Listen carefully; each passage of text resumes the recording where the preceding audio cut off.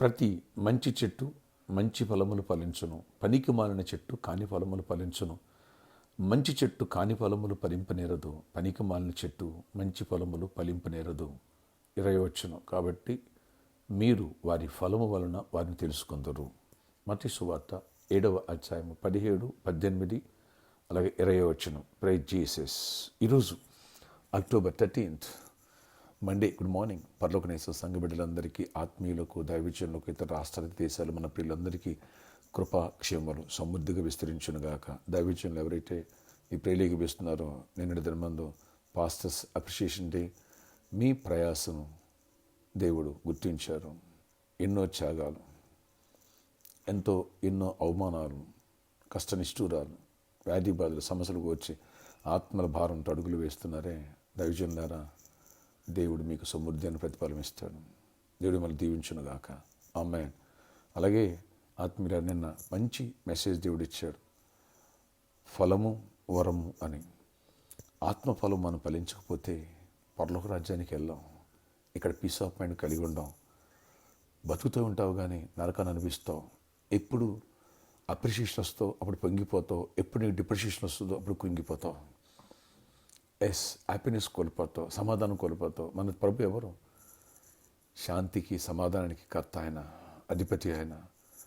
ప్రయాసపడి భారము సమాజం ఎదుగురని విశ్రాంతి ఇస్తాడు. విశ్రాంతినిచ్చే దేవుడి దగ్గర నుండి విశ్రాంతి లేకోకుండా, నెమ్మది లేకోకుండా భూమి మీద నరకం అనిపిస్తూ పరలోకం వెళ్ళకుండా నరకానికి పోతావు. ఇక్కడ నెమ్మది ఉండదు, నీకు మనశ్శాంతి ఉండదు. అనేకులకి నీ వల్ల మనశ్శాంతి, నెమ్మది ఉండదు. అందుకని నువ్వు ఆత్మఫలం ఫలించాలి. మంచి చెట్టు మంచి ఫలాలు ఫలిస్తుంది, కాని చెట్టు కాని ఫలాలు ఫలిస్తున్నారు.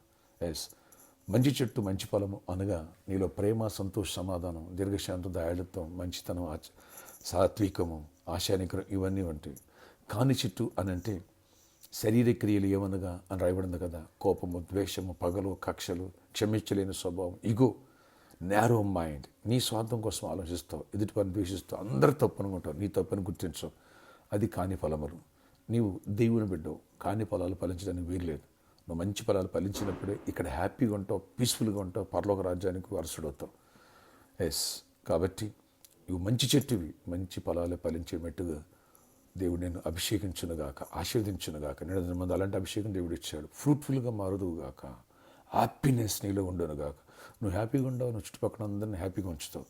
నువ్వు కాని ఫలాలు ఫలించావా, ముళ్ళు అందరూ గుచ్చుకుంటే మర్చిపోవద్దు. ముళ్ళ చెట్లను ఉండొద్దు. అపరిచితుడు నీలోంచి బయటకు వస్తాడు. ఎప్పుడు ఎలా ఉంటావో నీకే తెలియదు. పీస్ ఆఫ్ మైండ్ కోల్పోతావు. నీ వల్ల అనేకులు పీస్ ఆఫ్ మైండ్ కోల్పోతారు. ఈ రోజే నువ్వు మారిపోవు. కాని చెట్టుగా ఉండొద్దు, మంచి చెట్టుగా మారు. అలాగే దేవుడు నీకు వరము అనుగ్రహించునుగాక, వరములు అనుగ్రహించునుగాక, అభిషేకముతో నేను నింపునుగాక. దేవుడి మహాశక్తిని ఇక్కడ అద్భుతాల ద్వారా నువ్వు రుజువు చేస్తావు. అలాగే పరలోకం నువ్వు వెళుతూ అనేకులను తీసుకెళ్తావు. అందుకని ఫలముతో పాటు వరము ఉండాలి. ఇది ఇంపార్టెంట్. మరొకసారి ఈరోజు ఉదయకాలం ప్రేయర్లో దేవుడు నేను హెచ్చరిస్తున్నాడు. ఫలింపని ప్రతి చెట్టు నరికి అగ్నిలో పారేస్తున్నాడు. పరలోక రాజ్యాన్ని కోల్పోవద్దు. ఇక్కడ కూడా నరకాన్ని పెంచవద్దు. ప్రార్థన. ఆశ్చర్యకరణ నాయన, మంచి చెట్టు మంచి ఫలాలు ఫలిస్తుంది, కాని చెట్టు కాని ఫలాలు ఫలిస్తుంది. నాయన, పండు వలన చెట్టు తెలుసుకోవచ్చు అన్నావు, వారి క్రియలను తెలుసుకోవచ్చు అన్నావు.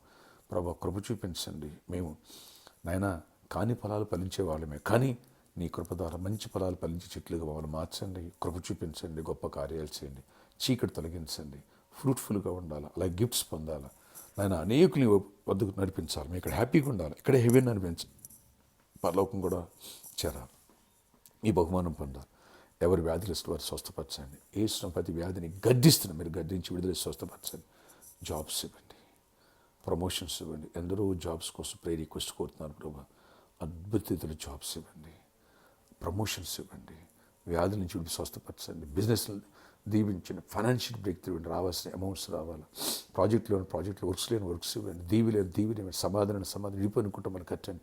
పెళ్లి కాని వాళ్ళు పెళ్ళి అవ్వాలి. గర్భఫలం బిడ్డ గర్భాలు పొందాలి. గర్భిణీ అనేకులు వస్తున్నారు ప్రభా.